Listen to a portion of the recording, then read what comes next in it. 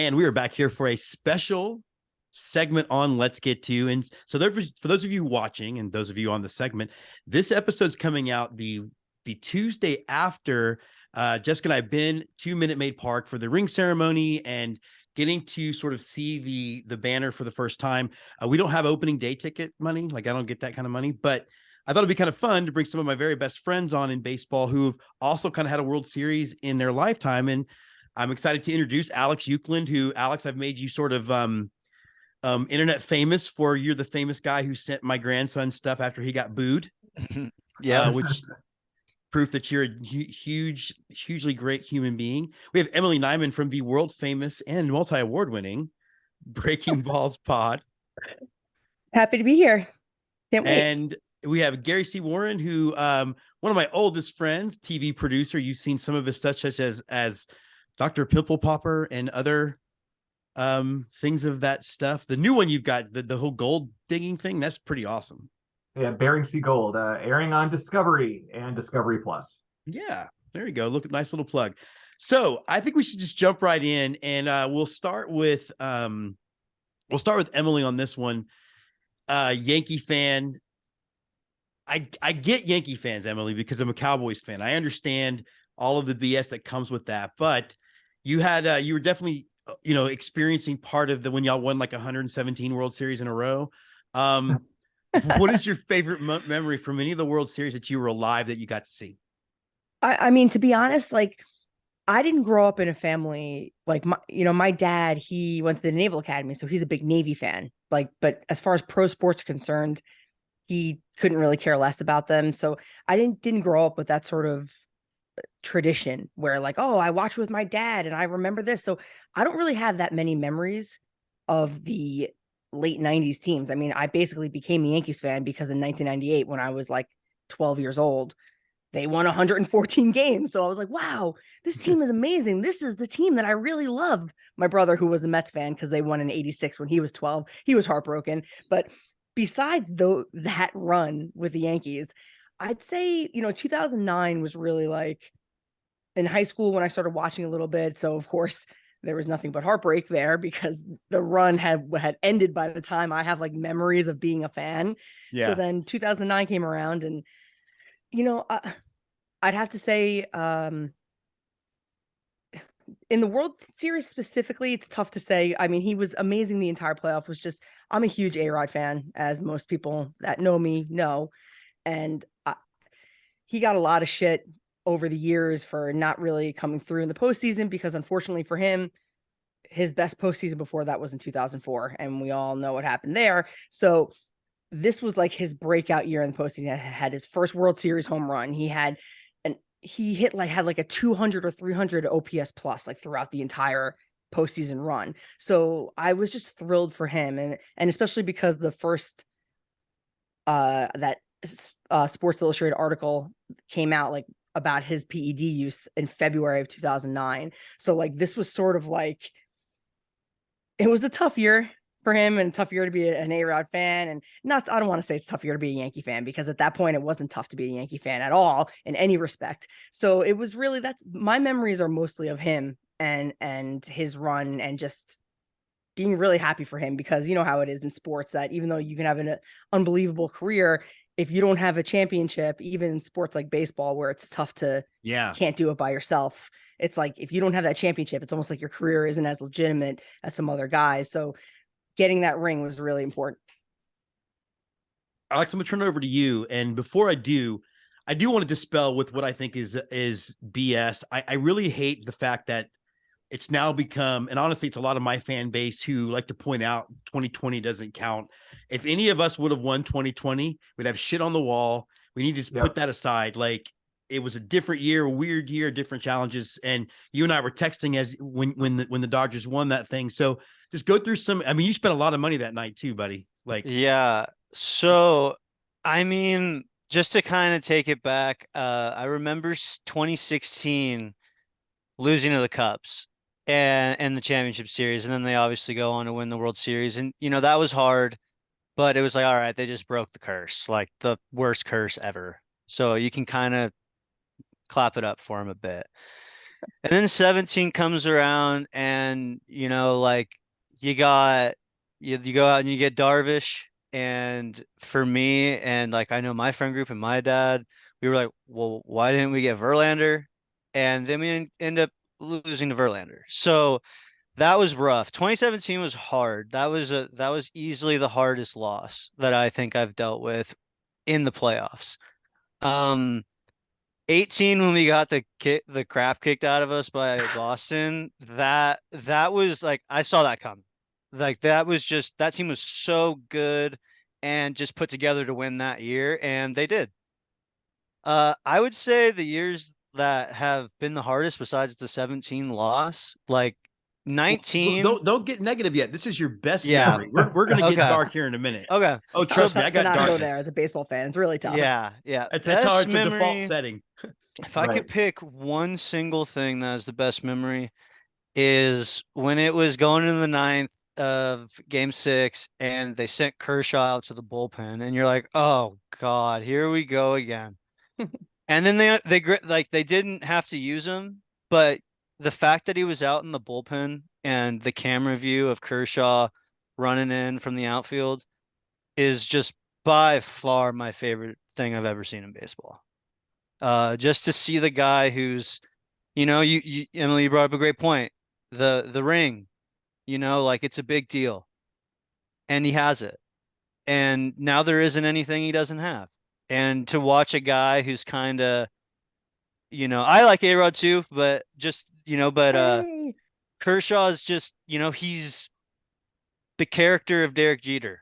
He never has done anything wrong. He's always been great to the game, and he's been an absolute monster.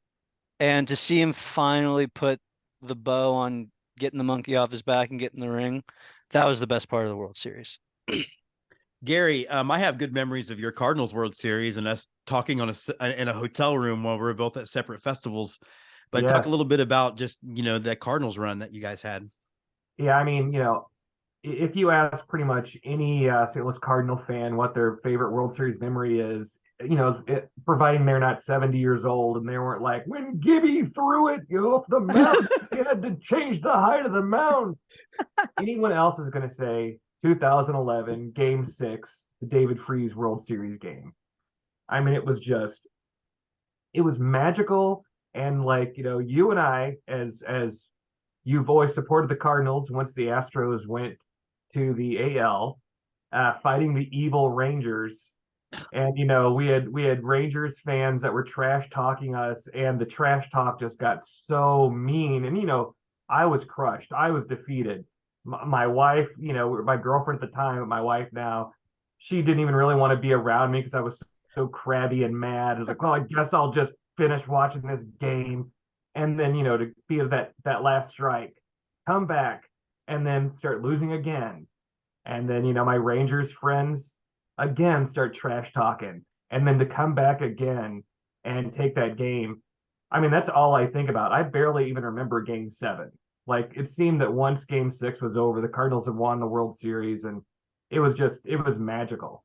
And then, of course, we haven't won another one since then. But that is my favorite World Series memory. I think for me, and I'm going to cheat a little bit, and I'm going to say it is winning the AL, and it's not, and it's because me, guys, I'm touchy feely.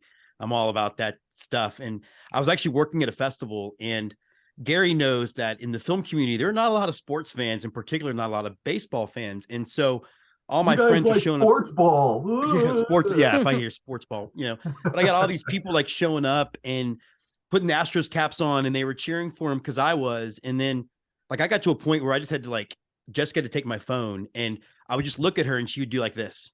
And then at one point I turn around and I'm hammered, and she's like, you're going to the World Series. And then she gives me like a baby making kiss, and I just start crying in the middle of all these filmmakers. So that was it. Yeah. It was, luckily we didn't make a baby because that would have ruined our life. But, all right, well, let's get to the negative stuff. And, I'll actually start with this one because to me, and I know, Emily, we talked about this on Twitter. I think the 21 World Series, the Astros had no gas when they got to Atlanta. It was everything they could do to get there. Losing 19 and the ball off the foul pole will forever haunt me. forever. What about you, Gary? Do you have any losses that you experienced? I mean, the thing I was thinking about it today, the getting to the World Series, I'm not really disappointed any. Like, there's no moment. It's always those playoff losses. The playoff losses after the full season, losing a wild card game, losing a playoff game. Those are the ones that sting the worst. To really have to think about a World Series memory that just pains me was the '86 World Series with the bum call that maybe not cost the Cardinals the World Series, but certainly for anything to be on a negative officiating call in any sport just always takes the wind out of the sails. And but I mean, the fact that I have to go back almost 30, almost 40 years, good Lord, to have We're a- old Easy men, does my it. I was friend. born in '86, so let's not push the 40 part of that, okay? Oh, Let's be a boy. little bit more accurate next time. Yeah, please. It's 37, and that's it. Yeah, Ooh, thank you. But yeah, I mean, ultimately, it's getting to the World Series. It sucks to lose it, but once your team's there, you can at least, brag over everyone in your league and still be better than them. Well, to your point, I don't have any memories of the Astros 2005 World Series. I was still celebrating we were there, and that thing was over. Like, oh, really? I have no recollection. I was mad I had to watch the ugly uniforms, but other than that, Emily, how about you? Yeah, I feel the same way, and it's honestly it's an uphill battle to feel that way as a Yankees fan because so many have such like if you don't win the World Series, then the season is an utter failure. Like I spend way too much of my time watching games and enjoying it that it's not something for me that I could say, okay, now that I know the season's over and the outcome, now I know that season sucked. Like I enjoy every season for the most part. I mean, the second half of last year was pretty painful. 2021, like each one has its little painful moments or months, but I love the sport so much that, like you said, getting to the World Series, it's gravy, and especially now that I feel like there are adult Yankee fans that don't really have any real memories of the Yankees being in a World Series because they haven't been back since 2009. So I think that's what I want. Beating the Astros and winning the AL is what I want at this point. Obviously, World Series would be great, but it's a series, they have just as much of a chance of losing a series as they do at winning, especially at that point. So like, I just want to win the AL and get past the Astros because I'm very, very tired. Sorry, Jim, of losing to them. I mean, it's horrible. I hate it. It's horrible. It's okay. What about you, Alex? I know you already started down this morose path. Yeah. This is good. You go So, for it. I mean, the most frustrating part about the Dodgers is just like you win one, and then in 21 and 22, you're, in my opinion, just by far the best teams in the game.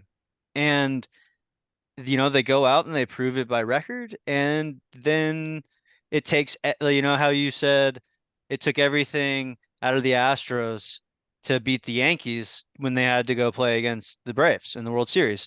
Well, it took everything out of the Dodgers to beat the freaking Giants. Red Sox, but okay. Yeah. But it took everything out of the Dodgers to beat the Giants in 21, and they got smacked by the Braves. And then 22, that for me, I've never been more upset with the team. It's I think it's just like a complete lack of character. The team's just so vanilla. They didn't have an identity, and like it was just a bunch of talented guys. You go out and you just dominate the Padres all year, and then you just get dominated. And like you have guys that don't show up. Trey Turner, just walks, goes to Philly, and you look at the team coming into this year, and you're like, we're the sixth best team in the National League. So losing last year when there was just no reason why that should have happened. That's the most painful. And yeah, the World Series stuff, I mean, obviously 2017 Game 5 is just like that's not a real fun one to think about. But yeah, I mean, I'd say losing before the World Series is way worse. Yeah, I agree. And I was thinking about like what you said, Emily, too. Like for people like us, like we should get rings, frankly. Like it's a grind. I Like agree. it's 162. It's me sneaking a phone into the movie theater so I can at least do like this when I can look down and see how it's going. Yeah, it's a grind. And I was thinking about like, obviously the Astros have a colored reputation, and I'm not at all embarrassed by 17, especially as more information sort of keeps coming out. I am embarrassed by like the Osuna thing and all that stuff, but all that put aside, because I don't really want wife beaters on my team in any way, shape, or form. Call me crazy, but if I'm going to spend 162 with these guys, I'd like them to be guys I kind of like as human beings. Yeah, I think all that being said, we all bleed and I think it's harder to be a baseball fan than a football fan, right? Like I think it's easy to rationalize like having an all, like you said, Emily, like an all or nothing opinion. It's easier to rationalize for football. Right.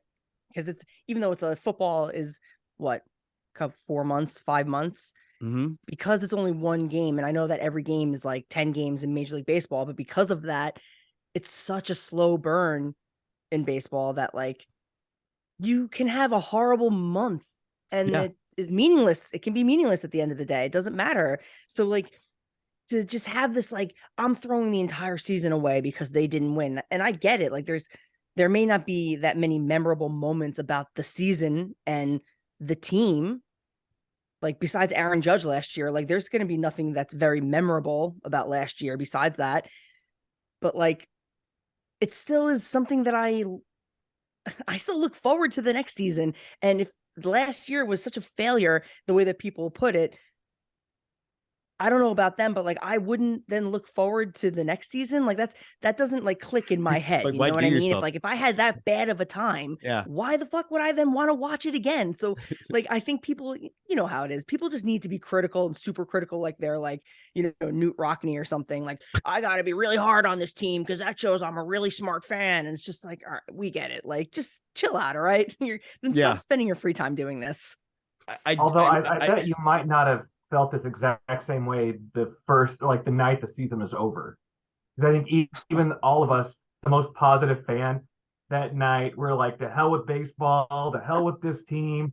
I'm not going to watch this anymore. And then it's maybe 2 days later, you're like, oh, spring training. How long is that? Oh yeah, I cried. I definitely think there's definitely that moment when, it's all over that you're just like, I'm miserable. I don't want to talk to anybody.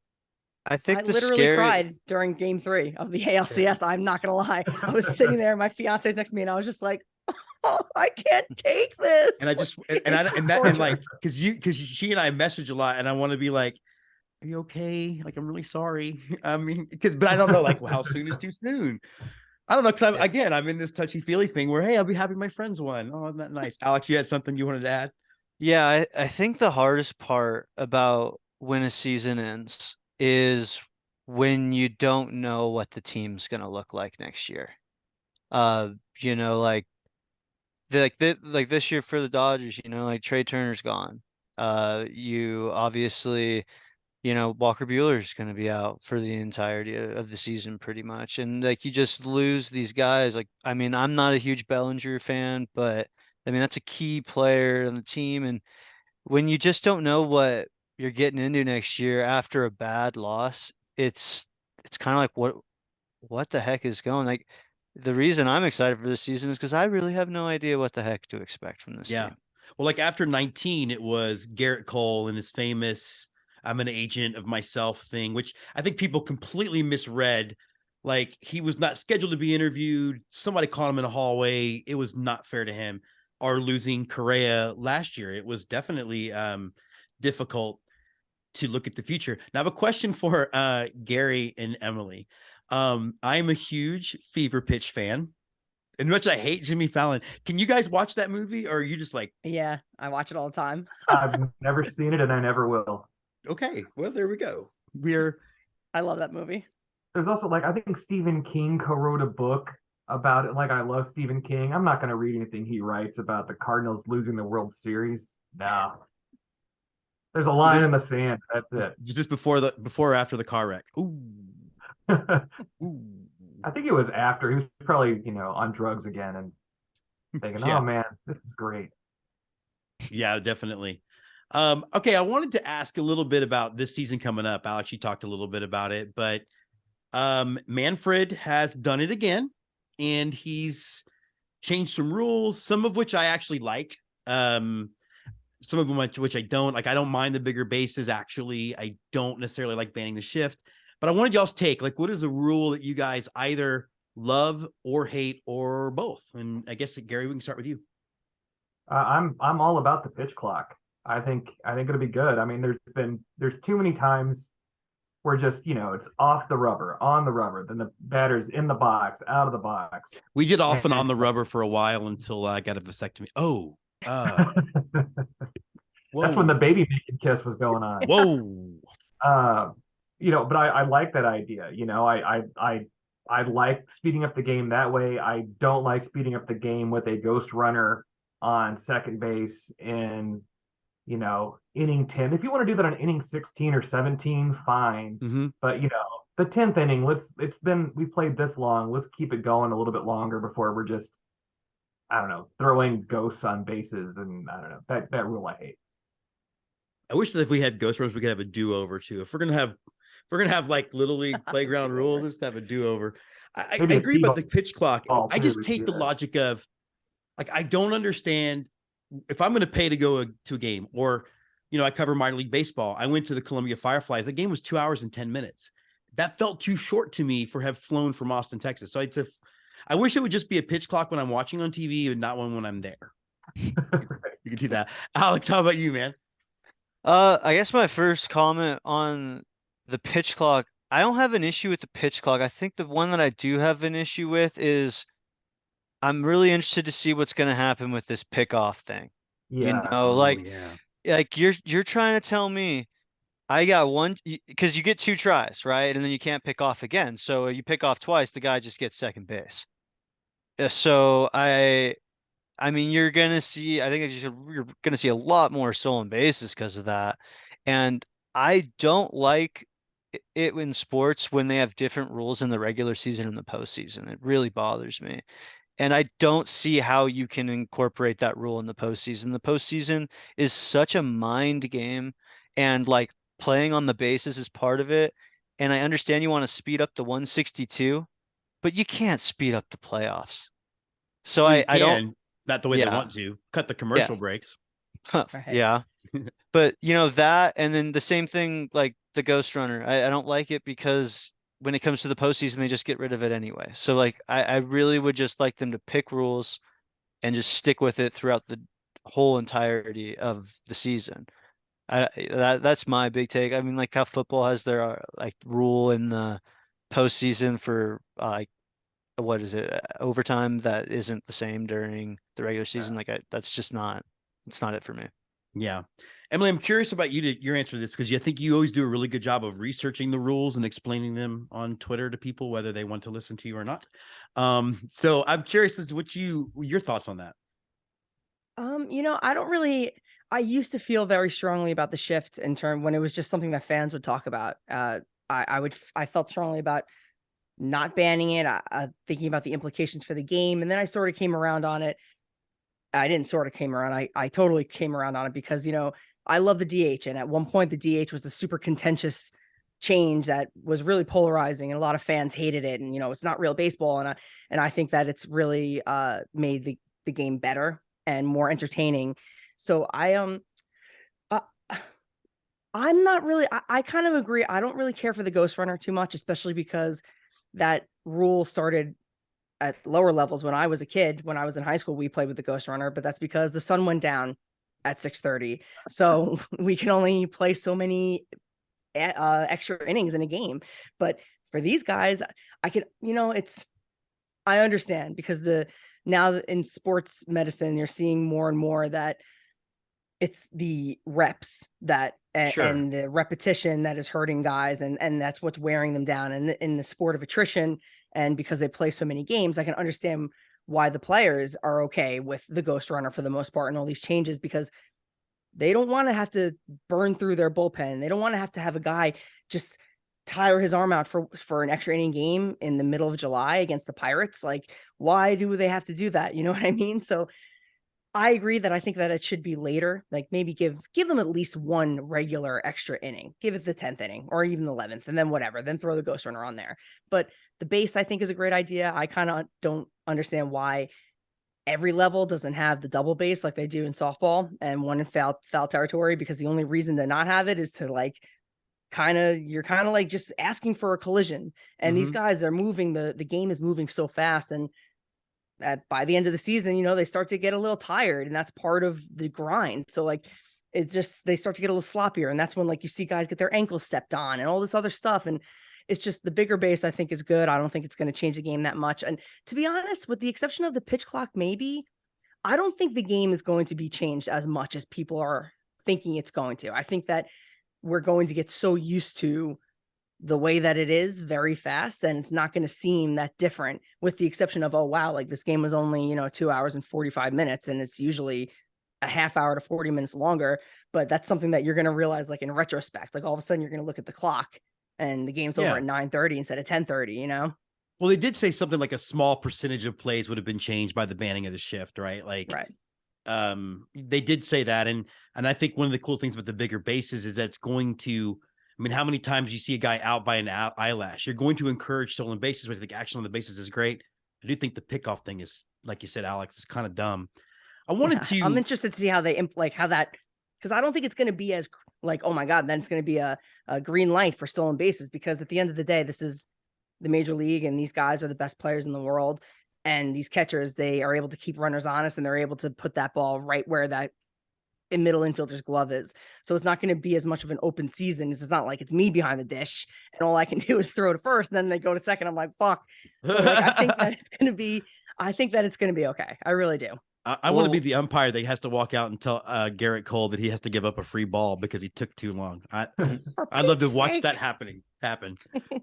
Yeah, I'd like to know a little bit more about the rule, right? Because think about it, you pick over twice, you know you have to go to the plate, but as soon as you're on the rubber, you just take off. You can't step off.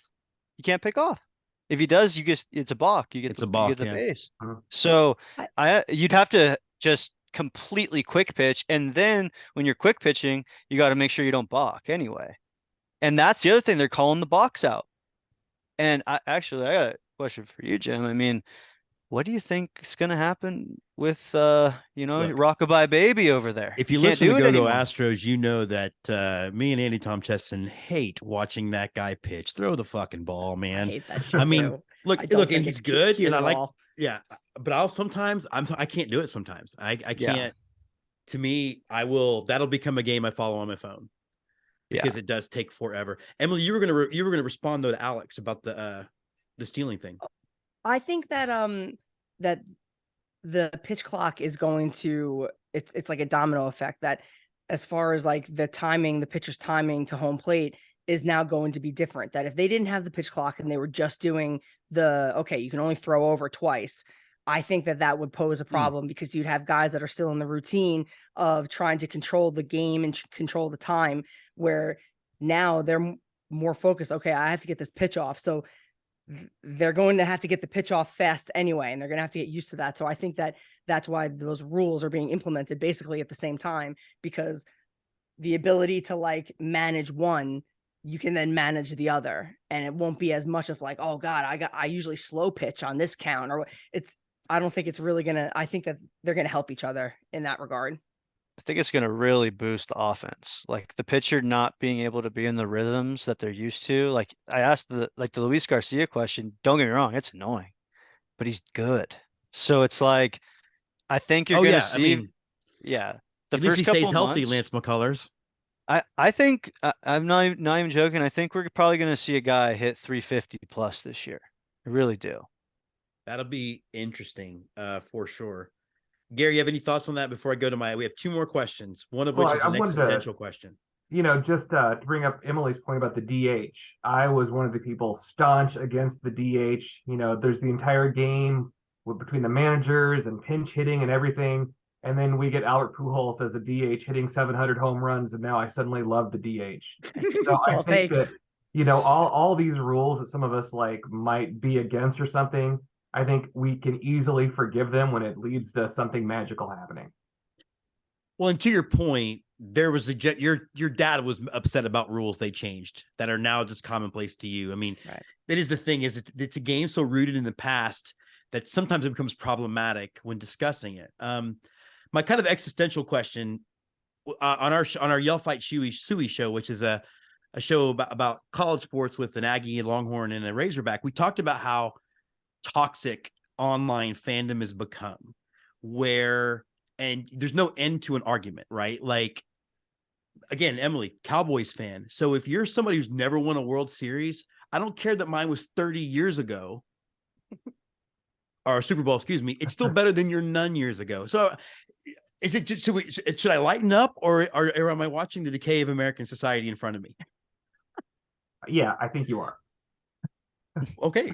Not just in, I mean, in sports, in politics, in movie fans, and everything. Like the online discourse is just the rudest people who are perfect at everything, and they could have thrown that guy out at second if they'd had the shot.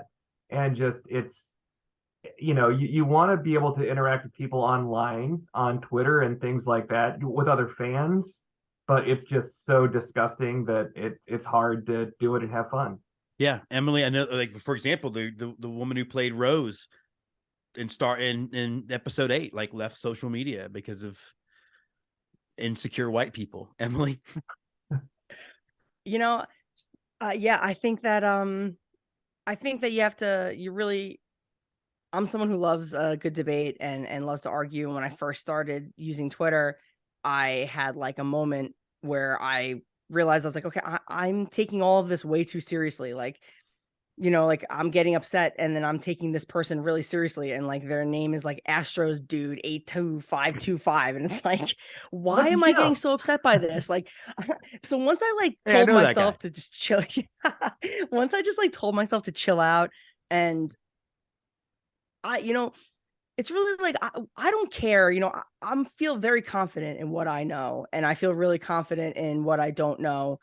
And I know I've made great friends, and I've met a lot of good people online. That like there's nothing that anyone can say to me that would ever make me feel a type of way, because I don't actually care what they think of me or my opinion. So it's easy for me personally to just sort of tune it out and enjoy the aspects of social media that I am basically curating for myself. But I understand that it's not as easy for other people, because it's just we're all different. So I think that I can understand why people don't like it and why it turns people off, but there is something about it that makes people stay, even though they'll be like, I hate this fucking app. And then it's Yeah, I like, all think right, it's well, you're here right. for 10 Yeah. hours a day. So this, you like something about it. I think we want it to be what we want it to be. You know, Alex, the way I roll, I'm like, remember at Jay and Silent Bob Strike Back when they used all the money they paid to go find everybody that left them a bad review online? You That's are the this guy. ball lickers. Yeah. Are you that's this guy? Alex, what do you think?